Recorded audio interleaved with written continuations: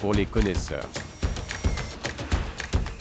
et les spécialistes, pour les techniciens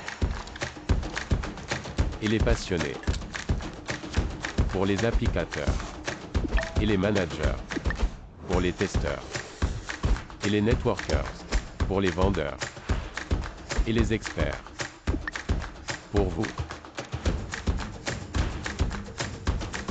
Mapper Academy.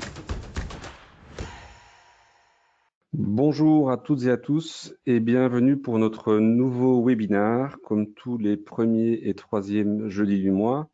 Webinaire consacré aujourd'hui à l'étanchéité des terrasses. Tout d'abord, une petite introduction sur ce qu'est un webinaire pour ceux qui n'y ont pas encore participé.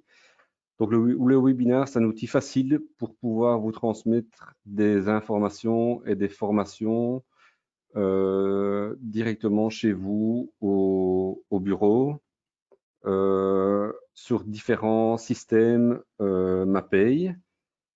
Pour des raisons de facilité, votre son et vos webcams sont coupés. Par contre, vous avez l'occasion via votre écran de participer via un chat, donc de nous poser des questions. Si nous le pouvons, nous répondrons aux questions sur le vif quand c'est possible. Sinon, par la suite, donc après la diffusion du webinaire, nous prendrons question par question et nous vous répondrons à chacun. Donc, petit sommaire de ce qui va être vu aujourd'hui. Donc, une petite introduction sur qui est Mapei, pour commencer. Ensuite, nous verrons tout ce qui est préparation du support, préparation de l'étanchéité et la pose de carrelage en terrasse. Tout d'abord, Mapei, comme vous le savez, est un des leaders mondiaux dans la chimie du bâtiment. Chimie du bâtiment de manière générale, c'est-à-dire que nous travaillons sur 16 lignes de produits différentes qui vont de l'étanchéité des murs enterrés jusqu'à l'étanchéité des toitures plates, en passant par différents types d'adhésifs, de mastic, silicone, en fait, oui, toute la chimie du bâtiment. Donc, comme je le disais, Mapei est présent partout dans le monde, au travers de 83 usines de fabrication, et diffusé commercialement aussi, même dans des pays où il n'y a pas de fabrication, comme par exemple pour nous, pour le Benelux.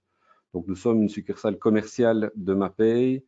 Les produits ne sont pas fabriqués chez nous. Tout ce que nous commerçons vient soit de l'usine mère, donc en Italie. Quelques produits viennent de notre usine, de nos usines françaises, et quelques autres produits de nos usines allemandes.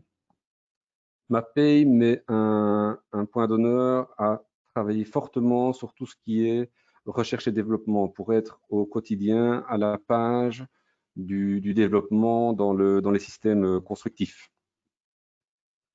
Donc, pour en revenir au vif du sujet qui nous concerne aujourd'hui, nous allons donc parler de tout ce qui est étanchéité de terrasse. Vous voyez ici un premier aperçu du système. Donc, nous démarrons du support existant en passant par la création de chapes, étanchéité, collage du carrelage, jointoyage du carrelage. Pour des raisons de facilité pour vous et pour ne pas être dérangé par mon image, je vais couper ma webcam pendant la diffusion du PowerPoint. Par contre, vous l'imaginez bien, vous continuerez à m'entendre. Donc, premier point, comme je l'avais dit, on va parler de la préparation des supports, donc des chapes et notamment des chapes à séchage rapide. Donc, chape à séchage rapide, le premier produit dont je vais vous parler est le Topsem.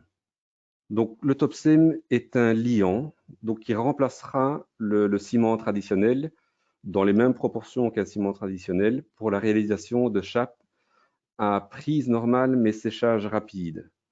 Donc, ça veut dire qu'on va, et tout le système que je vais vous présenter d'ailleurs en terrasse, le but est de perdre le moins de temps possible dans la réalisation des terrasses, sachant qu'il faut toujours avoir en tête que nous sommes dans un pays où la météo reste quand même, la plupart du temps, même en pleine saison, tout à fait incertaine. Et donc, plus on ira vite dans la réalisation de la terrasse, moins on prendra de risques.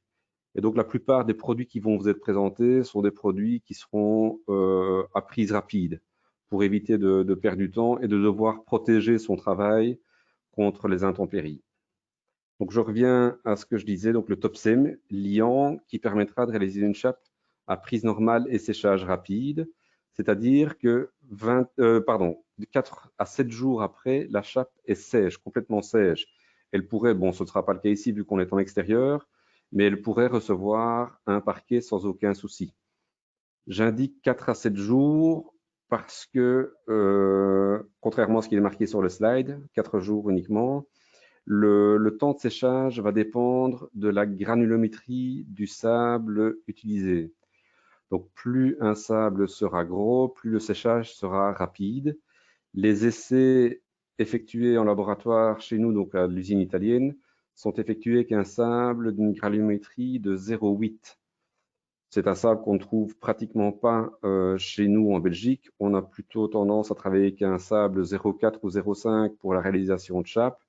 Et donc, on est plutôt sur 6 à 7 jours de séchage plutôt que 4 jours, même si, dans ce qui nous concerne, pour la pose d'étanchéité sur terrasse, 24 heures après, vous pourrez déjà poser l'étanchéité sur une chape TOPSEM. Le TOPSEM existe aussi en version prête à gâcher, donc pour des surfaces un peu plus petites. Donc, c'est-à-dire prête à gâcher, le sable, l'agrégat est déjà dans le sac. Donc, il n'y a plus que de l'eau à rajouter pour le gâchage de la chape. Là, par contre, on peut vous garantir un séchage de 4 jours parce que le sable qui est dedans est un sable 0,8. Donc, intéressant pour la réalisation de chapes en terrasse, le TOPSEM ou le TOPSEM Pronto, pour que la chape puisse être prête à être couverte très rapidement sans risquer d'être détruite par les intempéries. En réalisation de chape, je vais aussi vous parler d'un adjuvant qui est intéressant et notamment, il va améliorer le temps de séchage de la chape, mais ce n'est pas son objectif premier. Son objectif premier est de renforcer la chape. Donc, il faut quand même savoir qu'en Belgique, enfin de manière générale sur le Benelux, on a un pays qui n'est ni très chaud ni très froid, mais où les variations de température et d'hygrométrie sont très importantes. Donc les chapes, enfin les terrasses en général, ont tendance à souffrir beaucoup plus dans notre pays que dans des pays qui seraient soit très chauds ou soit très froids. En fait, un pays où il ferait très froid, ben l'hiver, la terrasse, le système est protégé par la neige ou en tout cas par une température qui est plus constante et une hygrométrie qui est beaucoup plus constante que chez nous. Donc, il faut veiller toujours à avoir des produits qui soient le plus performants possible. Et l'adjuvant dont je vais vous parler, donc, qui est le Mapescride HF Gel, va permettre d'augmenter tout ce qui est résistance mécanique de la chape, que ce soit à la compression ou à la flexion. Donc, il s'agit d'un adjuvant qu'on va ajouter à l'eau de gâchage, en fait, mélanger dans l'eau de gâchage, qui contient des fibres, qui va permettre de réduire la quantité d'eau nécessaire à l'hydratation de la chape et augmenter fortement les résistances mécaniques de la chape. Sur un dosage qui est très très faible. Donc en théorie, un dosage qui va être entre 0,5 et 1% du poids de ciment. Donc ce qui ne représente vraiment pas grand-chose. Donc c'est-à-dire 125 millilitres pour un sac de 25 kg de ciment. Donc, c'est un produit qui a peu de consommation, mais qui va permettre de pratiquement doubler les résistances mécaniques de la chape.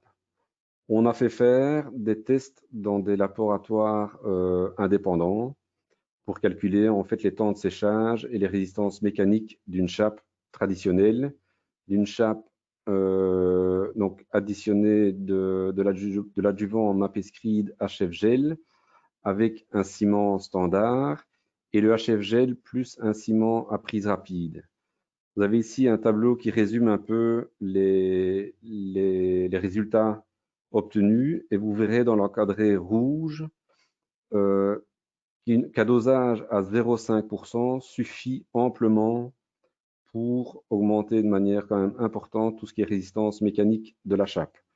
Donc on voit qu'une chape traditionnelle, donc sans aucun adjuvant, au bout de 28 jours, a une résistance à la compression qui est de 13,4 newtons. Alors qu'une chape additionnée de 0,5% donc du poids de ciment de Mapescride HF Gel est à 25,2, donc pratiquement doublé, donc en résistance à la compression, tout comme la résistance à la flexion qui est pratiquement doublée au bout de 28 jours.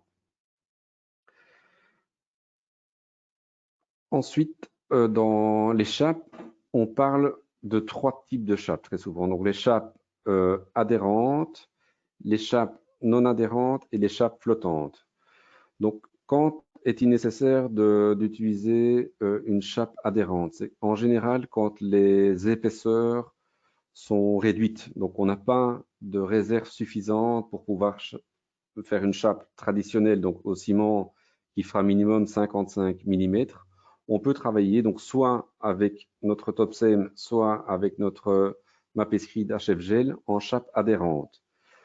Pour faire une chape adhérente, il faut qu'il y ait une barbotine qui sert de contact, qui promeut l'adhérence donc entre le support, souvent un support béton, et la chape. On réalise cette barbotine en mélangeant une part d'eau, une part de planicrète latex, donc qui est notre latex d'adjuvantation, et 3 parts du liant utilisé, donc en l'occurrence le Topsem, ou si on est sur une chape avec le Mapescride plus un ciment traditionnel, le ciment standard. Donc une part d'eau, une part de planicrète et 3 parts de liant. On obtient à ce moment-là une barbotine qu'on vient poser à la grosse brosse sur le support et frais dans frais, donc important, frais dans frais. Si la barbotine a séché, c'est comme si on était sur le béton, donc il n'y aura plus de promotion de l'adhérence. Donc frais dans frais, on vient poser la chape. Topsem, vous pourrez descendre jusque 10 mm et donc la barbotine sera nécessaire jusque 35. Donc de 10 à 35, il faut utiliser une barbotine d'adhérence pour réaliser la chape adhérente. Et si on est en Mapescride, donc une chape traditionnelle ciment additionnée de Mapescride HF Gel, à partir de 20 mm, on peut réaliser une chape avec la barbotine d'adhérence et nécessaire jusque 35. Au-delà de 35 mm, on peut considérer qu'on est sur une chape non adhérente. Donc, c'est-à-dire que le support est un support dur, béton, mais qu'on n'ajoute pas d'agent promoteur d'adhérence entre le béton et la chape. On parlera d'une chape flottante, mais là, c'est beaucoup moins fréquent en terrasse. À partir du moment où on est sur un support qui n'est pas un support dur. Donc, en général, en intérieur, c'est un support type mousse polyuréthane, par exemple, projetée pour l'étanchéité ou des panneaux isolants donc comme support. Là, on ne pourra pas travailler en dessous de 55 mm. Ensuite, on va parler de l'étanchéité proprement dite. Avant d'entamer l'étanchéité, je vais quand même vous dire donc, la manière de pérenniser son travail en terrasse. Il y a 2 solutions. La première, Mapei ne travaille pas dessus, c'est d'avoir un système qui soit parfaitement drainant en fait. Donc ça veut dire que de la surface jusqu'au sol, donc jusqu'à la terre, tout le système doit être drainant. Donc c'est-à-dire que les joints devront être drainants, la chape devrait être drainante et le concassé qui est en dessous doit être drainant. Donc hors de question d'utiliser un système drainant sur une dalle de béton. Donc je vous dis, ça c'est une manière de pérenniser son travail, mais sur laquelle Mapei ne travaille pratiquement pas, ou en tout cas très peu. Et si on n'a pas de système drainant, il faut absolument étanchéiser le plus haut possible avant la pose du carrelage. Donc pour éviter que la chape ne puisse, enfin que tout le système en fait ne puisse se charger d'eau. Parce que l'eau va créer du dégât que ce soit en hiver au travers des cycles gel-dégel, ou même en été, lorsqu'une chape est gorgée d'eau et que le soleil donne sur la terrasse, l'eau qui est emprisonnée sous le carrelage a tendance à tourner vapeur et pousser, donc pousser pour sortir, et donc pousser sur le joint et sur le carrelage. Je me rends compte que j'ai oublié de faire défiler les slides, je m'excuse. Donc voilà, je vous parlais de système drainant, donc où le tout doit être drainant, y compris le mortier de chape. Et quelques exemples de ce que peuvent engendrer des mauvaises imperméabilisations. Donc, c'est-à-dire que quand on est sur des terrasses en dessous desquelles il y a de l'habitation, forcément, ça peut créer du dégât dans l'habitation et de manière générale, créer du dégât partout sur le support et provoquer, comme je le disais, des décollements de joints, de carrelage, par la poussée en général de vapeur d'eau ou par les cycles gel-dégel. Donc vous voyez ici quelques photos de dégâts occasionnés par des mauvaises imperméabilisations. En fait, c'est par l'absence complète d'imperméabilisation. Il faut savoir que le carrelage plus le joint, quelle qu'en soit leur matière, ne seront jamais considérés comme étanches. On est sur deux matières différentes qui peuvent travailler de deux manières différentes en fonction aux variations de température et d'hygrométrie, et donc laisser au travers de micro-fissures, laisser passer l'eau qui vient à ce moment-là gorger le support, la chape et créer du dégât. Le système donc d'étanchéité Mapei commencera par la pose d'un produit d'étanchéité, donc sur la chape, comme je le disais, le plus haut possible avant la pose du carrelage. Donc on sera sur la chape avec un produit de la gamme Mapelastic.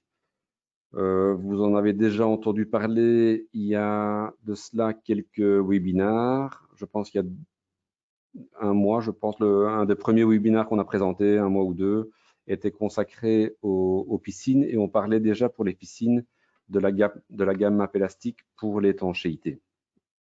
Ensuite, des cols, on verra plus tard dans les slides, qui seront d'office des cols S1 ou S2, un mortier de jointoiement et des mastiques pour les joints souples. Alors, la première chose, donc, dans la famille Mapelastic, en terrasse, on va essentiellement s'intéresser au Mapelastic Turbo. Deux raisons pour utiliser le Mapelastic Turbo. La première, on est sur un Mapelastic, donc de la gamme, qui est relativement fluide et relativement facile à travailler. Donc, le Mapelastic est toujours livré sous forme de kit. Donc, c'est-à-dire qu'on a un sac de poudre et un bidon, entre guillemets, de latex d'adjuvantation. Donc, il n'y a pas d'eau à rajouter. Il s'agit de kits qui sont prédosés en usine. Donc, il n'y a pas à réfléchir, il n'y a pas à mesurer ou peser. C'est un sac de poudre pour un bidon de latex dans deux formats différents pour optimiser les achats et ne pas gaspiller de produits. Donc, il existe deux tailles de kits Mapelastic. Le deuxième avantage du Mapelastic Turbo, c'est qu'il est à prise rapide. Donc, de nouveau, l'intérêt est de ne pas devoir protéger son travail pendant la réalisation du chantier. On est sur un produit qui, déjà au bout de quelques heures, pourra subir des intempéries sans se délayer, sans se dégrader. Et on est sur un produit qui permettra la pose de carrelage entre 4 à 24 heures après la pose de Mapelastic. Donc quand même très très très intéressant, une prise qui est relativement normale, donc facile à travailler, mais un séchage qui va être rapide et donc qui va permettre d'enchaîner les étapes du chantier. Avec donc l'étanchéité liquide, donc Mapelastic Turbo, on a quand même quelques accessoires à utiliser. Le premier, c'est la Mapebande, essentiellement pour tout ce qui est renfort d'angle. Donc en terrasse, en général, ça va concerner les remontées entre le sol et les remontées en plainte. Donc que ce soit contre la façade de la maison ou contre des bordures éventuelles. Donc il s'agit d'une bande qui est constituée d'un espèce de caoutchouc et d'un feutre qu'on vient coller dans le map élastique turbo avec ce même map élastique turbo. Donc il n'y a pas d'autres produits qui interviennent. La bande se pose avec le map élastique turbo, y compris certains accessoires qui seront posés autour des avaloirs qui permettent l'évacuation de l'eau de la terrasse. Le plus important, en fait, c'est ça. L'étanchéité, elle sert à ça, c'est sortir le plus vite possible l'eau du système pour qu'elle ne puisse pas venir gangréner tout ce qu'il y a en dessous du carrelage.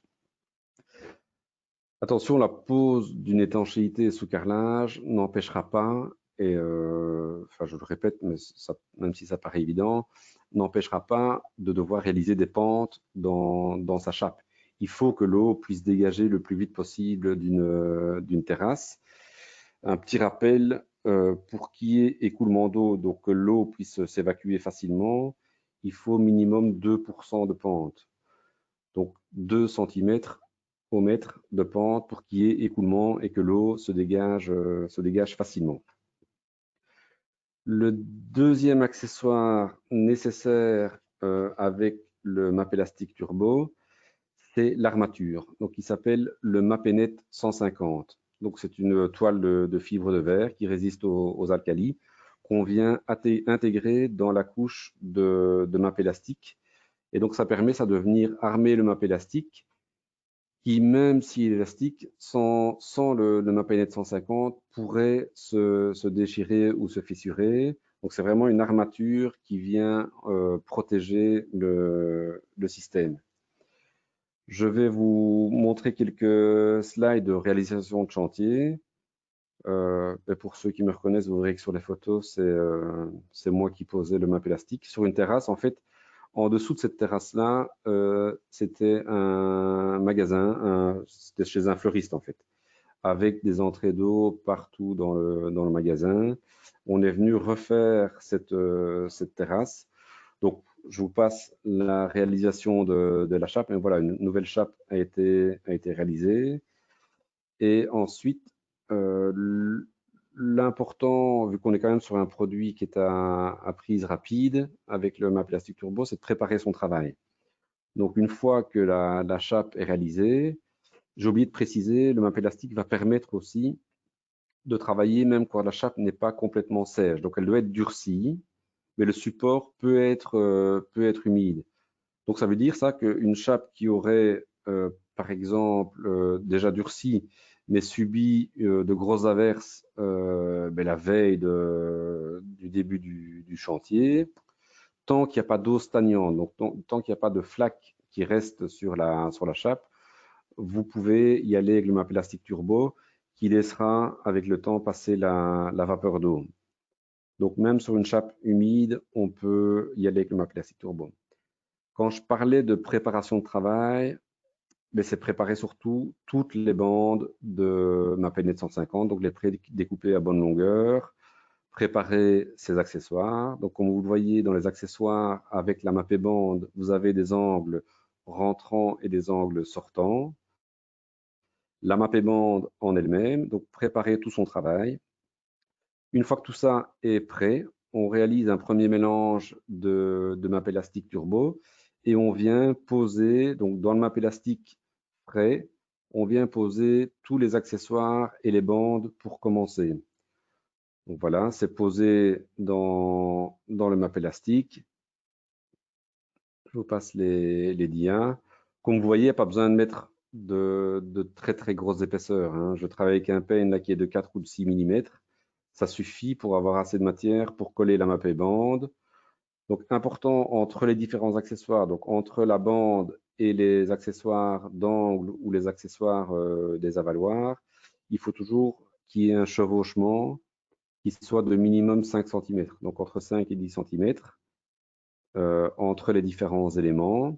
Une fois que tous les accessoires sont posés donc dans les angles, on va attaquer la pose en plein sol. Donc la manière la plus facile de travailler, c'est de tirer au peigne cranté. le map élastique turbo et de venir dérouler le MapNet 150 dans le produit frais en ayant soin de chevaucher les bandes qui ont été placées. Donc, vous voyez sur ce slide le produit posé au pain cranté. Ensuite, une fois que la trame, donc le MapNet 150, est déroulé dans le map élastique turbo, avec le côté lisse de la plâtresse, vous viendrez maroufler le treillis pour qu'il soit parfaitement intégré dans le map élastique turbo. Pour obtenir une surface le plus lisse possible, même si une fois que tout ça a été réalisé, on vient reposer une deuxième couche de map élastique pour être certain que le treillis, donc le MapNet 150, soit vraiment bien noyé partout et qu'on ait une surface facile à travailler, donc parfaitement lisse. Bon, ben voilà les quelques photos de réalisation. Le fait d'être à deux, là, comme vous voyez sur la photo, en fait, là, c'est l'entrepreneur que j'allais mettre en route avec le produit qu'il ne connaissait pas. À deux, on a quand même un côté facile, c'est qu'il y en a un qui tire au pain cranté pendant que l'autre suit à lisser au fur et à mesure pour perdre le moins de temps possible. Maintenant, je pense que au-delà de mes mots, le plus parlant, ce sera peut-être la petite vidéo que je vais vous présenter, donc vidéo d'application du map élastique turbo. Alors, je vais lancer la vidéo.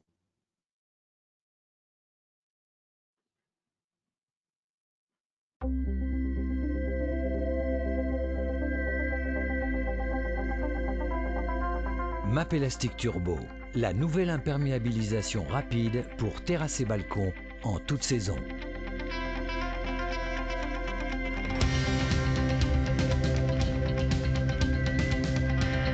Les laboratoires de recherche et développement MAPEI ont élaboré une formule spéciale qui permet d'appliquer Map élastique turbo à basse température et sur des supports qui ne sont pas encore parfaitement secs.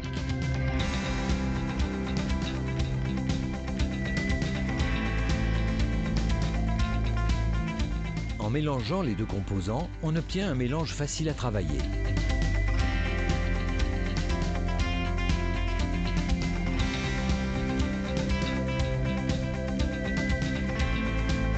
Map élastique turbo surmonte les difficultés liées au changement de saison et aux conditions climatiques défavorables.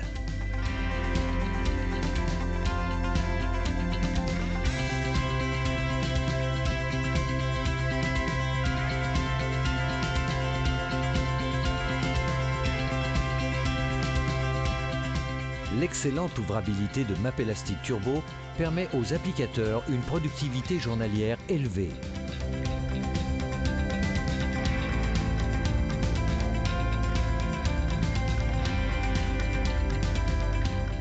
Map élastique turbo exprime toute sa force et ses caractéristiques innovantes dans sa rapidité de mise en œuvre. La seconde passe peut être appliquée quelques heures seulement après l'application de la première passe.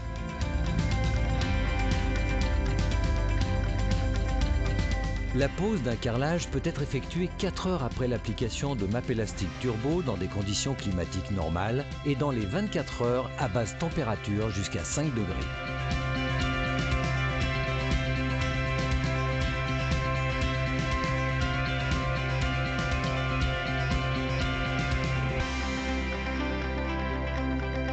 MAPEI présente le système révolutionnaire pour l'imperméabilisation des terrasses et des balcons.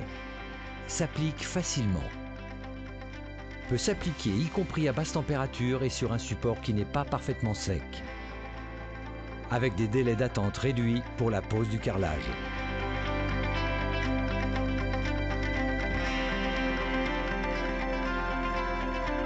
Map élastique turbo, l'imperméabilisation rapide en toute saison.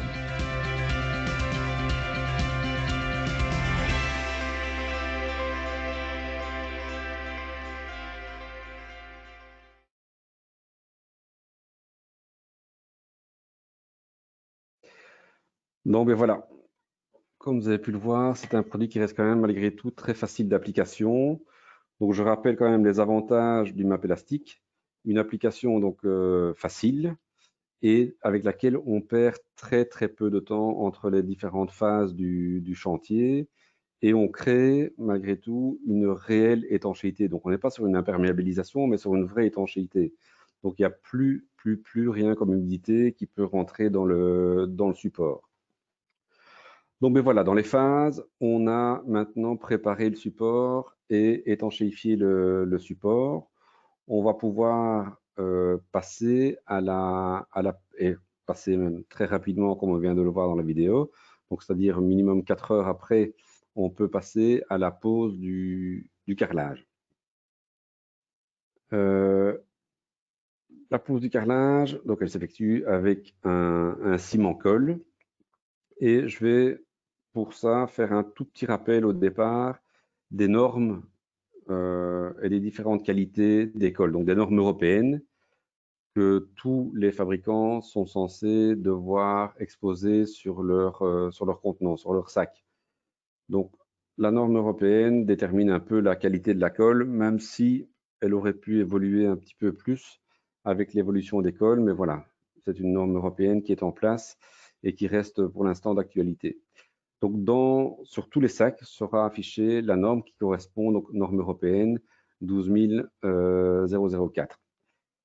Ça commencera toujours par une lettre. Donc, soit le C, le D ou le R. Le C signifie qu'on est sur une colle à base de ciment, donc ce qu'on appelle les ciments-colles, donc toujours en poudre. Le D sur une colle en dispersion. Donc, les colles en dispersion, ce sont les colles en pâte, donc les colles prêtes à l'emploi.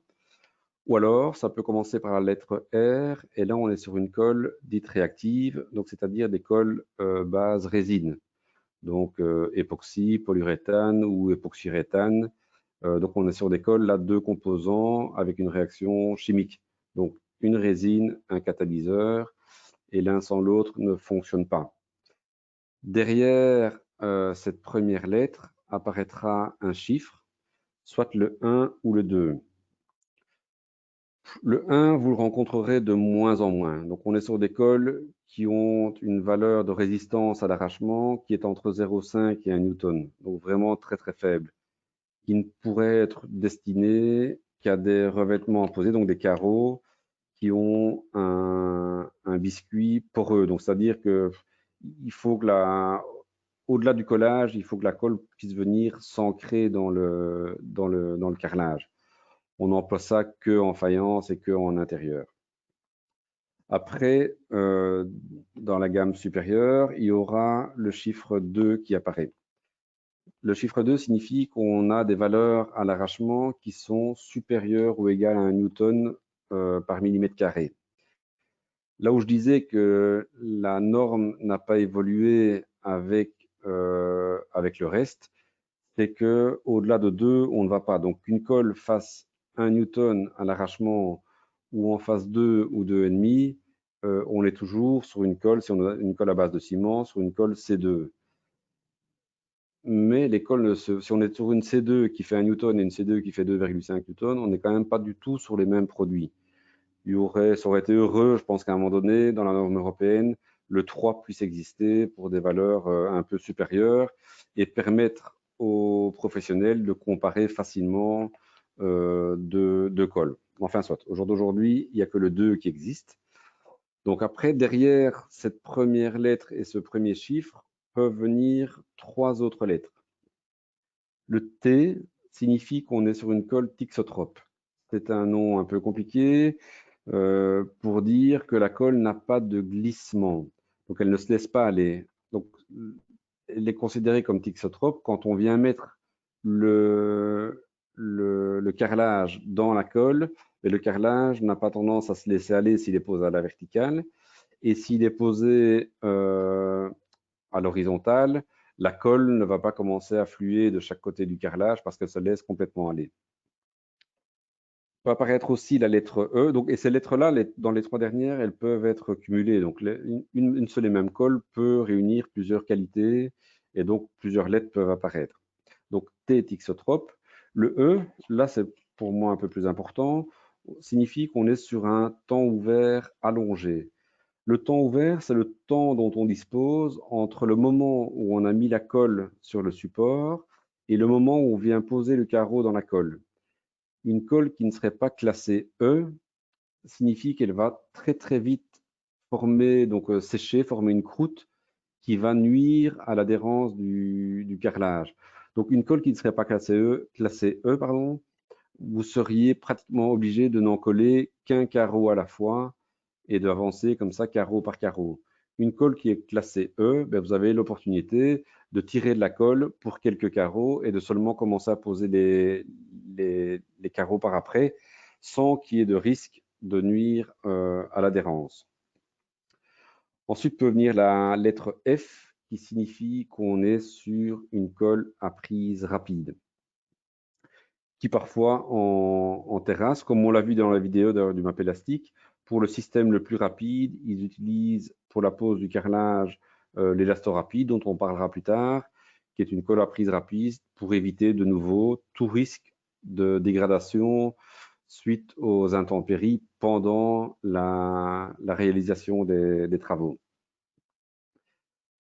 Derrière cette première partie de la norme intervient aussi la norme et c'est un complément à la norme européenne 12004, intervient la norme de flexibilité. Une colle n'est considérée comme flexible que si dans sa norme apparaissent soit S1 ou S2. Toutes les autres colles qui ne seraient pas S1 ou S2 ne sont pas considérées comme flexibles, même si dans leur dénomination commerciale apparaît le mot flex ou flexible.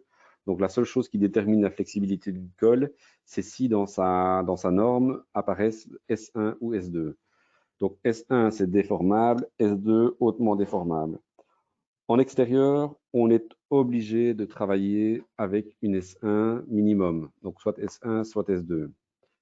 Comme je le disais tout à l'heure, on est dans un pays avec de fortes variations de température et de fortes variations hygrométriques. Donc ça veut dire que tout travaille beaucoup. Le carrelage subit de grosses sollicitations et on a besoin que la colle puisse absorber ces sollicitations pour ne pas provoquer le décollement. Donc on sera d'office sur une S1 ou une S2.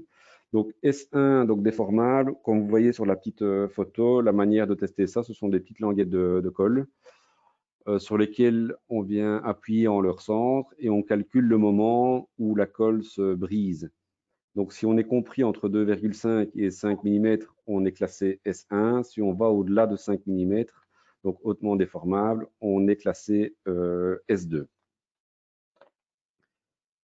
Important aussi, c'est le transfert de colle. Donc le transfert de colle, c'est la quantité de colle qui fait contact entre le support et le carrelage. Lorsqu'on est en intérieur, il faut un transfert de colle qui soit de minimum 70%. Lorsqu'on est en travail, donc terrasse à l'extérieur, il faut qu'on ait un transfert de colle qui soit au minimum de 90%. Idéalement, c'est même se rapprocher des 100%. Donc, il ne peut pas y avoir dans le lit de colle de zone où, parce que là, donc, on est au-dessus de l'étanchéité, il ne peut pas y avoir de zone où l'eau pourrait venir s'accumuler et provoquer les choses dont je parlais au départ, c'est-à-dire au cycle gel-dégel, provoquer le décollement du carrelage, ou à la chaleur, la vapeur pousse et provoque aussi le décollement du carrelage. Donc, comme vous voyez sur les photos là, un bon encollage, c'est soit à 100% et une des manières d'y arriver, c'est des colles fluides, voire semi-fluides, dont on parlera plus tard, soit de bien maroufler, donc bien damer le carrelage dans la colle pour être un minimum de 90%. Sans ça, on peut voir les dégâts que ça peut provoquer, de gros décollements dans tous les sens.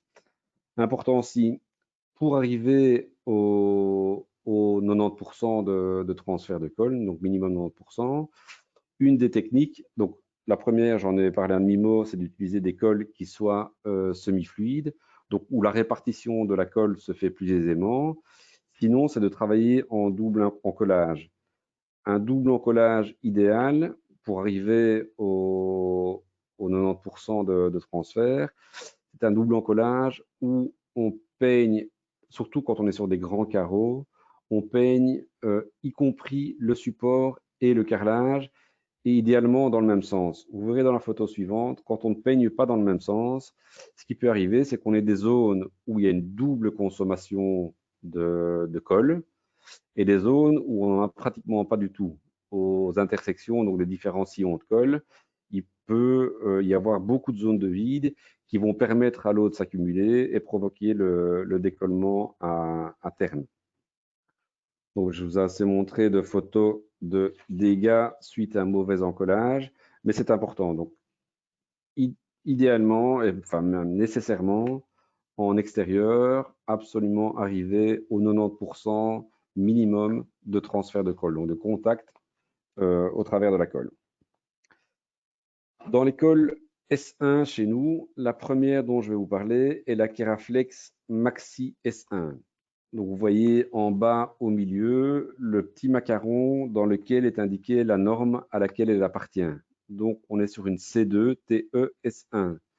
Donc comme je l'ai expliqué juste avant, C2 colle à base de ciment, thixotrope, à temps ouvert allongé et déformable. Petit détail aussi, ça c'est une question de confort essentiellement de l'applicateur. Elle bénéficie de la technologie Low Dust, comme vous voyez juste à côté de la norme.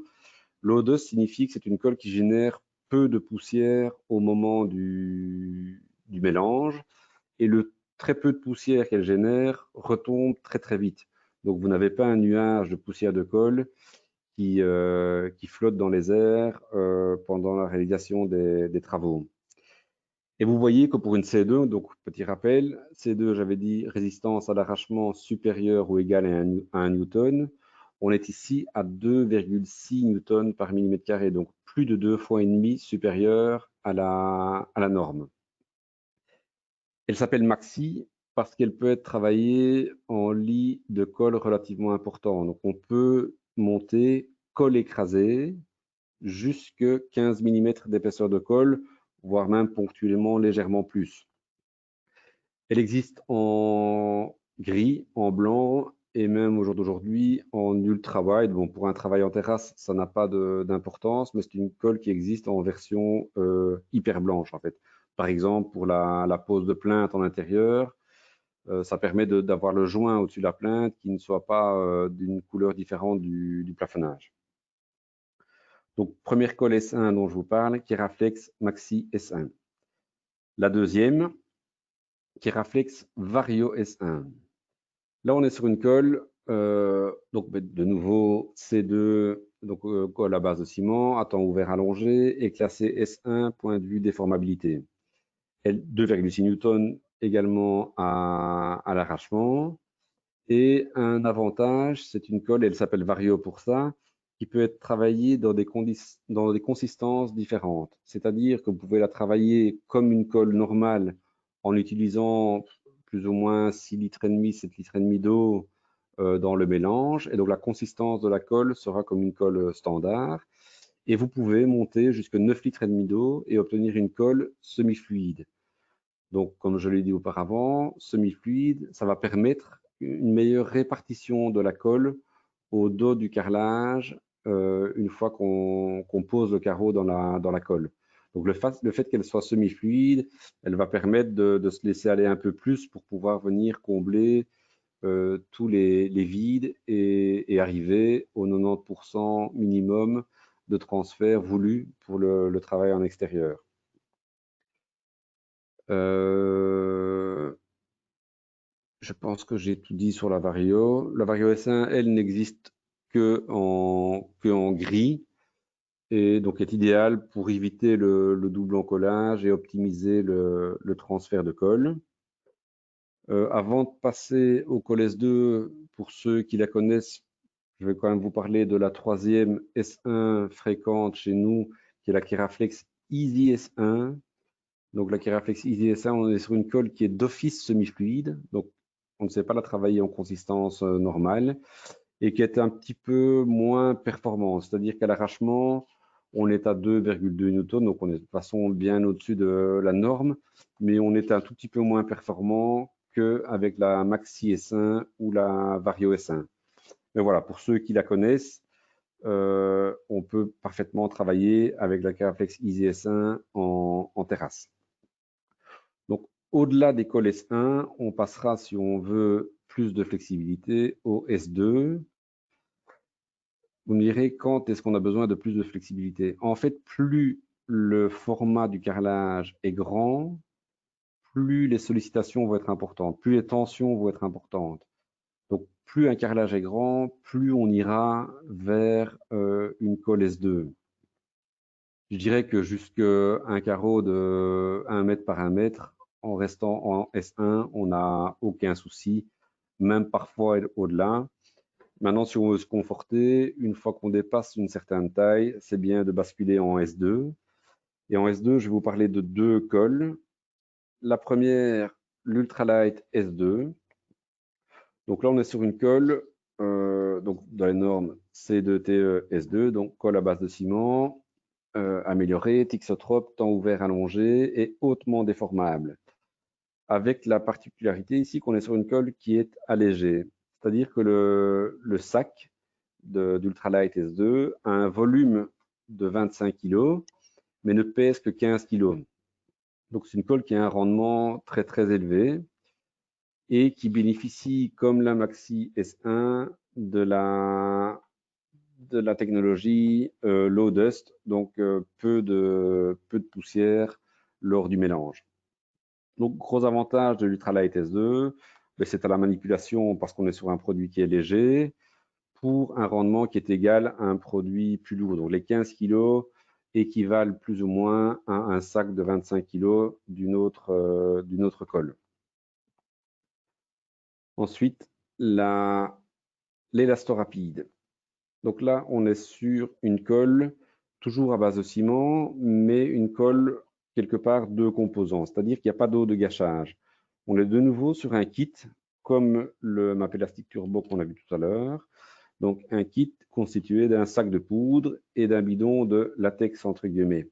Donc prédosé, tout ce qui est kit chez nous est toujours prédosé en usine. Donc il n'y a pas à réfléchir, ni peser, ni mesurer. Donc c'est un sac pour un bidon que vous mélangez ensemble pour obtenir une colle qui, en plus des autres qu'on a vu précédemment, sera ici à prise rapide. Et avec un avantage aussi, le fait qu'elle soit à prise rapide et sans eau de gâchage, d'éviter de tacher des pierres naturelles qui seraient sensibles aux efflorescences. Donc, si c'est pour du carrelage, son gros avantage, outre ses performances, c'est la prise très rapide. Donc, quelques heures après, on peut déjà effectuer le jointoiement. Et comme je le disais, en terrasse, moins on perd de temps, moins on prend de risques par rapport aux intempéries. Et si on est en pose de pierre naturelle, on va éviter tout ce qui est rejet dans la pierre, donc efflorescence dans la pierre, en utilisant une colle comme l'élastorapide. Donc, petit récapitulatif des colles qu'on vient de voir. Donc, point de vue performance, les deux S1, voire la troisième, donc la Easy S1 dont j'ai parlé, mais dont on n'avait pas le slide. On est sur des colles qui sont à 2,6 Newton à l'arrachement et classées S1. Et donc pour l'Ultralight S2 et l'élastorapide, tout petit peu en dessous, 2,5 Newton, mais à ce niveau-là, ça ne fait plus grande différence. On est de toute façon 2,5 fois supérieur à la norme. Par contre, des colles beaucoup plus flexibles, donc hautement déformables, classées S2.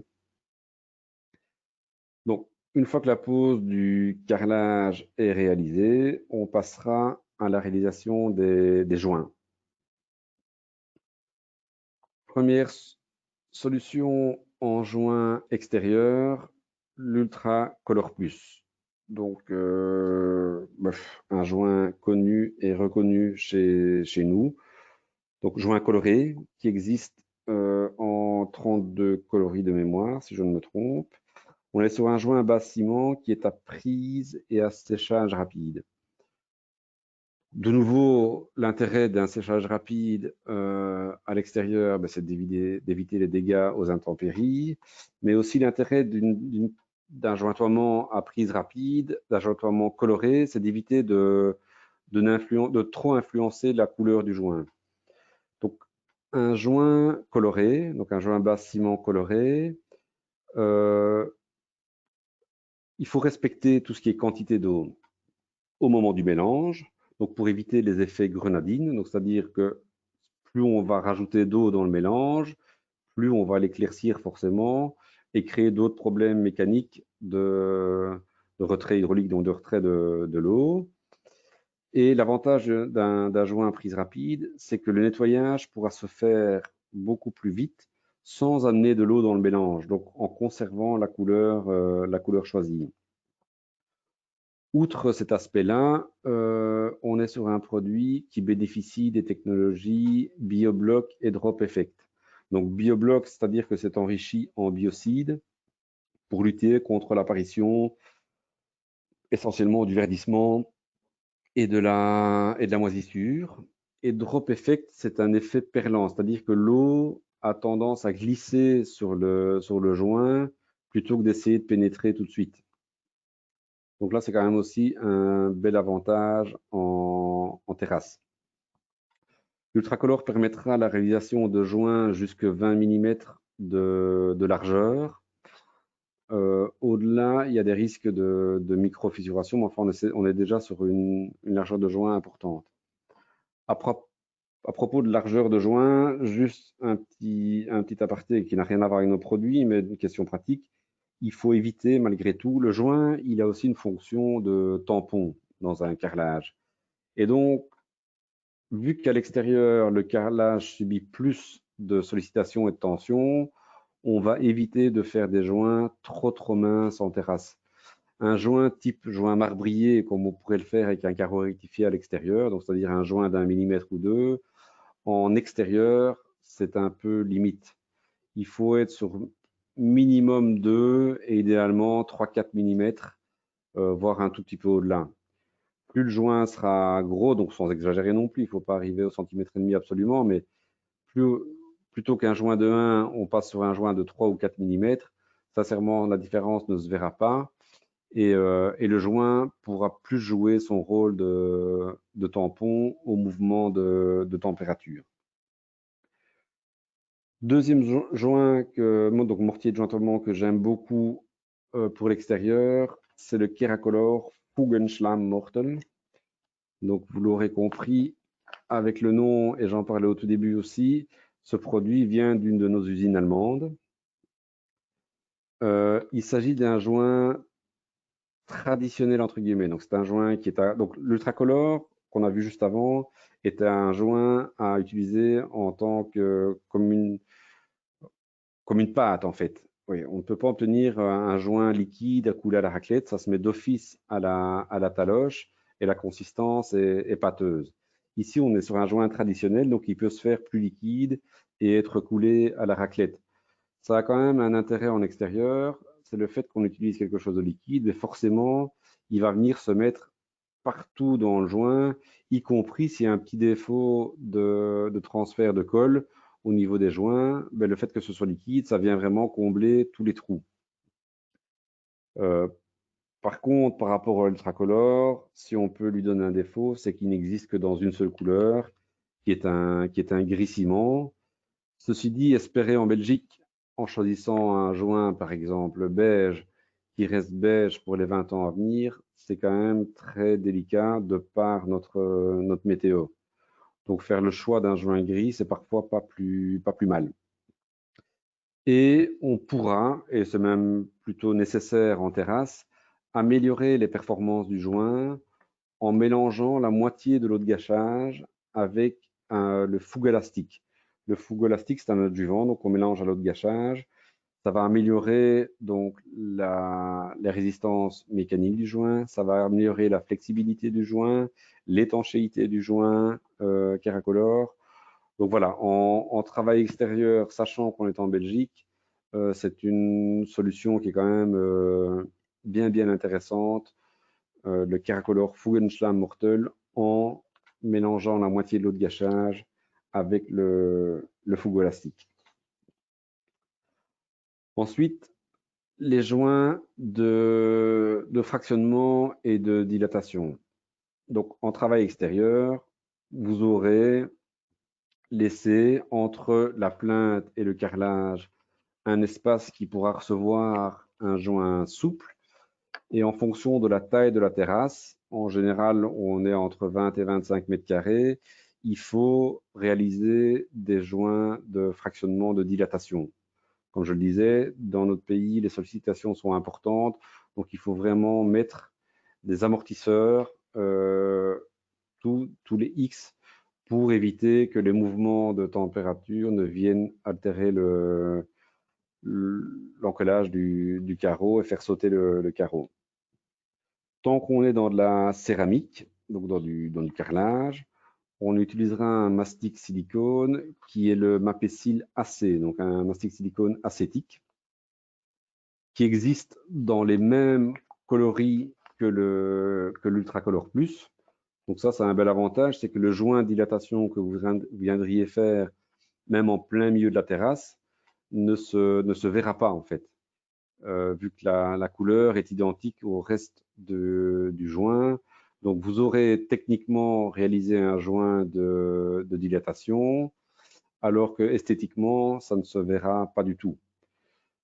Donc dans du carrelage, joint souple, donc Mapecil AC, au niveau des joints de dilatation et entre le carrelage et les plinthes. Si on est sur de la pierre naturelle, il faudra passer d'un mastic silicone acétique à un mastic silicone neutre, qui est chez nous le Mapecil LM. Donc de nouveau, silicone classique, qui existe dans moins de coloris que le Mapecil AC, pour une raison très simple, c'est qu'on cherche à se rapprocher de tonalités de pierre, et donc avec des couleurs beaucoup moins variées que pour le carrelage. Tous les deux, donc que ce soit le Mapecil AC ou le Mapecil LM, bénéficient également, donc comme l'Ultracolor Plus, de la technologie BioBlock, donc enrichi en biocide pour lutter contre le verdissement et la moisissure, qui est quand même vachement important en extérieur dans un pays quand même relativement humide comme le nôtre.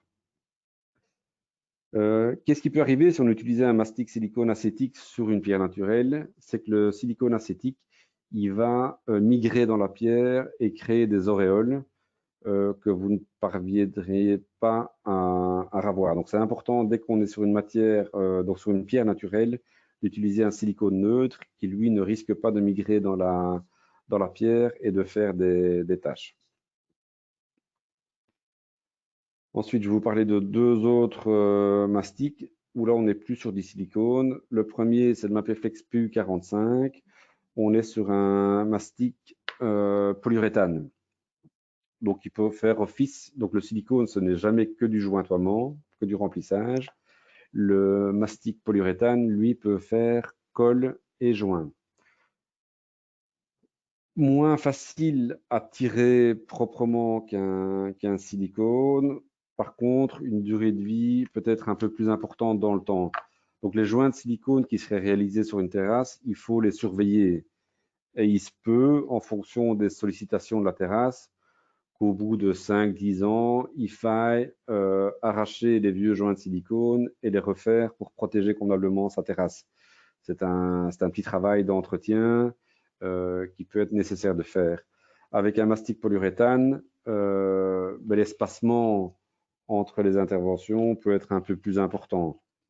Par contre, esthétiquement, on n'est pas sur le même type de joint et les mêmes coloris, donc on est sur un mastic un peu plus brut, entre guillemets, donc qui existe juste dans quelques couleurs, gris, blanc, brun, des couleurs de base. Par contre, avec un avantage de coller un peu plus fort et de tenir un peu plus dans le temps.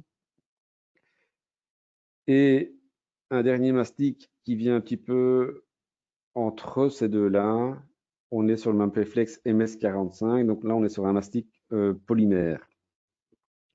Donc qui pourra faire aussi office de colle et de joint, peut-être un peu plus facile à tirer qu'un polyuréthane, un petit peu moins qu'un silicone. Il est vraiment entre les deux en fait, en termes de facilité d'application et de performance. C'est la matière la plus récente développée pour les mastiques qui font coller joint. Donc, comme je vais me répéter, mais un silicone, donc les mapécils chez nous, ou peu importe d'où il vient, hein. Un silicone ne sert jamais de colle, mais uniquement de jointoiement.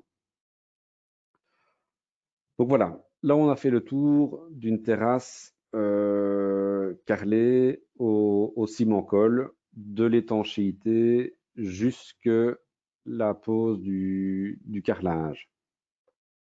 Sur cette étanchéité, on peut être amené aussi à poser des dallages de pierre naturelle qui sont parfois, en tout cas pour lesquels il y a de belles tolérances en termes d'épaisseur. C'est-à-dire qu'un dallage en pierre naturelle, quand on le reçoit, si on choisit un dallage de 2 cm d'épaisseur, il peut aller parfois de 1,7, 1,8 à 2,2, 2,3. Donc, commencer à travailler au ciment-colle, ça devient un peu plus compliqué et fastidieux. On préférera à ce moment-là travailler avec un système qui s'appelle le système Apestone chez nous, ou plutôt que d'être en ciment-colle, on sera en mortier-colle. La grosse différence, c'est quoi? C'est qu'un mortier-colle va nécessiter un lit de pose, donc la quantité de colle nécessaire un peu plus importante, et travailler de manière, plutôt que de tirer ça au peigne cranté comme on le fait pour un ciment-colle, ça se travaille plutôt de manière traditionnelle à la truelle pour obtenir un lit plus important, et on vient au maillet en caoutchouc damer le dallage de pierre dans le Mapestone 2 pour arriver à ce que tout soit parfaitement plan, et donc ça va permettre d'absorber les différences d'épaisseur possibles entre les dalles. Donc, comme je le disais, les tolérances en dalles de pierre sont quand même relativement importantes. Et donc, en travaillant avec un mortier-colle plutôt qu'un ciment-colle, on va pouvoir absorber tout ça avec des performances d'adhérence qui sont aussi importantes que les ciments-colles. Le mortier-colle ne rentre pas dans la même classification européenne, donc je n'ai pas de macaron par rapport à la norme européenne, donc EN 12004 dont on parlait tout à l'heure. Mais voilà, on est sur un produit très performant pour la pose de dallage en pierre, y compris sur les zones circulables. Avec le Mapestone 2, donc comme mortier de pose, on va venir réaliser un joint qui sera un peu différent des autres joints, et ce sera soit le Mapestone PFS 2, soit le Keracolor PPN. On est sur des joints qui sont des joints coulables à la raclette et nettoyables au jet d'eau rasant.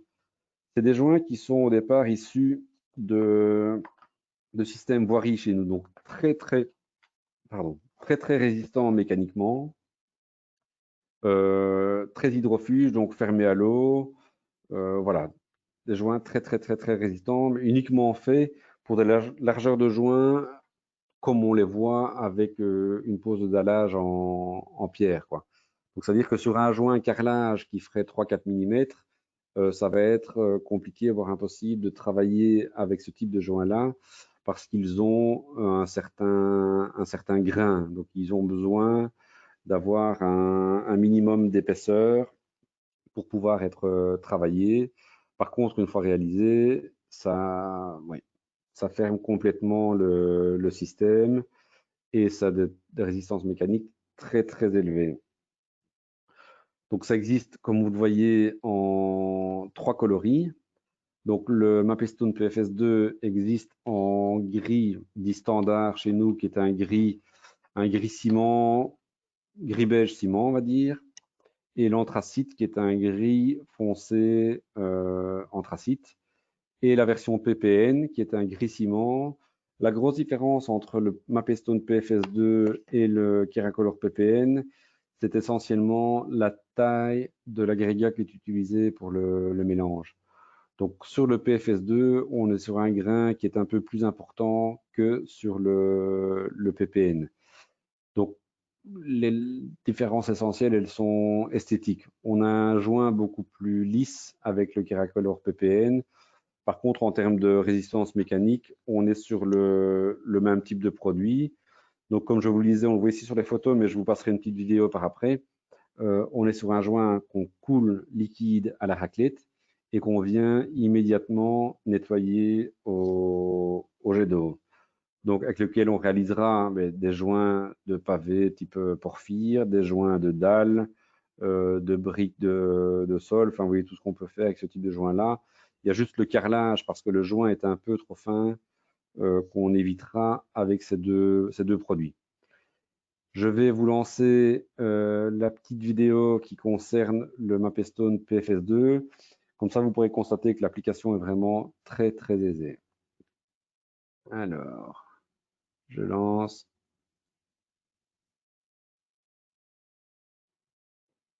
La vidéo qui arrive.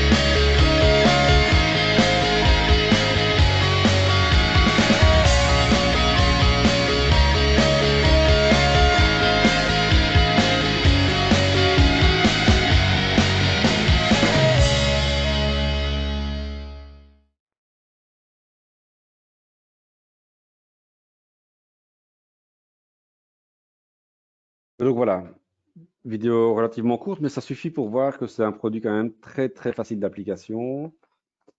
Pas de temps d'attente entre le moment où on a coulé le joint et le moment où on vient le nettoyer au jet d'eau rasant. Il n'y a pas de temps de séchage en fait, vous pouvez y aller tout de suite. J'insiste sur le fait que le jet d'eau doit être rasant. Si vous attaquez à la verticale avec le jet d'eau, forcément vous allez évider le joint. Par contre, en travaillant de manière rasante, le mélange est déjà suffisamment hydrophobe que l'eau que vous utilisez, l'eau rasante pour le nettoyer, ne vienne pas vider et gangréner le produit qui est déjà dans l'interstice du joint. Donc voilà, avec cette vidéo, on a fait le tour des systèmes terrasses étanchéisés. Donc n'hésitez pas à nous contacter si vous avez, je ne sais pas si vous l'aviez vu, mais je n'ai pas regardé s'il y avait eu des questions sur le chat, mais je regarderai ça par après. N'hésitez pas à consulter notre site internet sur lequel vous retrouverez tous nos produits, toutes nos fiches techniques produits, toute une série de réalisations, qu'elles soient nationales ou mondiales. Donc n'hésitez pas à consulter le site internet, donc mapei.be. N'hésitez pas non plus à nous réclamer les différentes brochures existantes, qu'elles soient thématiques ou générales. Donc, on a un tas de brochures réalisées pour vous aider dans la réalisation de vos travaux sur différents systèmes, y compris les terrasses. Un petit récapitulatif aussi, enfin un petit résumé pour que vous sachiez à qui vous pouvez vous adresser, des différentes personnes qui sont sur la route et qui sont là pour vous et pour vous aider. Donc, point de vue commercial sur la route, la première personne, donc je vais vous présenter, c'est Rodolphe Nicolin, qui est le responsable des ventes pour la partie francophone du Benelux. Frédéric Balleux, qui s'occupe du Brabant Wallon et de Bruxelles. Raphaël Verset, c'est moi-même pour la province du Hainaut. Ludovic Flamand s'occupe de Namur et Luxembourg. Vincent Gérardi de la province de Liège. Rudy Genon a une fonction un peu plus particulière. Il s'occupe des grosses entreprises, donc classe 8, et de la prescription au niveau de donc un architecte, bureau d'études, etc. Deux personnes donc, qui n'ont pas beaucoup à voir avec le système dont on vient de voir, donc les terrasses, mais qui peuvent être intéressantes pour vous. Alan Duchesne, qui s'occupe de tout ce qui est parquet, sol souple, préparation de support, et Étienne Collin qui s'occupe de tout ce qui est étanchéité, et y compris étanchéité toiture plate. Donc, je ne l'avais pas dit au départ, mais dans la chimie du bâtiment, Mapei s'occupe aussi de tout ce qui est membrane, qu'elle soit synthétique ou bitumineuse, pour l'étanchéité des toitures plates. Donc voilà, j'espère que j'aurai pu vous aider et que ça vous aura plu. On en a fini aujourd'hui donc pour tout ce qui est système terrasse. Je vais quand même vous rappeler les webinaires à venir. Donc, comme je vous l'avais dit, les webinaires ont lieu tous les 1er et 3e jeudis du mois à 16 h. Le webinaire suivant que je vous présenterai sera consacré au système façade isolante crépi. 15 jours après, nous aurons tout ce qui est étanchéité de douches privatives ou collectives. Et mais de nouveau, 15 jours après, une présentation de tout ce qui est réfection de façade, réfection et protection de murs extérieurs de manière plus générale. Et d'autres suivront dans le même principe, donc tous les 15 jours, les 2e et 3e, les 1er et 3e jeudi du mois. Encore une fois, merci et à bientôt.